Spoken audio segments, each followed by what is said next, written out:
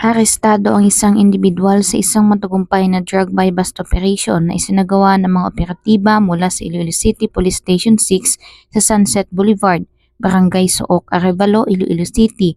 Nito lamang ika-29 ng Enero taong kasalukuyan. Ang suspect ay kinilala na si alias James, residente ng Barangay Palina East, Ordaneta, Pangasinan, ngunit pansamantalang naninirahan sa Deca Homes, Barangay Balabag, Pavia, Iloilo. Ayon kay Police Captain Benji Dicen, ang operasyon ay nagresulta sa pagkakakumpiska ng 5 heat-sealed na transparent plastic sachet na naglalaman ng hinihinalang shabu, pati na rin ang 2,000 pesos na ginamit bilang buy-bust money. Ayon sa mga operatiba, umabot sa humigit kumulang 20 gramo ang kabuang timbang ng mga hinihinalang shabu na may standard drug price na tinatayang 136,000 pesos. Sa ngayon, ang suspect ay nasa kustudiya ng Iloilo City Police Station 6 at harapin ang kasong may kaugnayan sa Republic Act 9165 o ang Comprehensive Dangerous Drugs Act of 2002.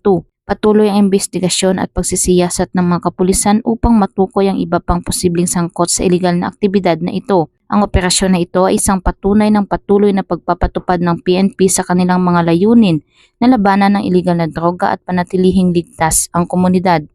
Mula dito sa Police Regional Office 6, ako ang inyong PNN Correspondent, Patrolwoman Glidel Astrologo, alagad ng batas, tagataguyod ng Balitang Pulis.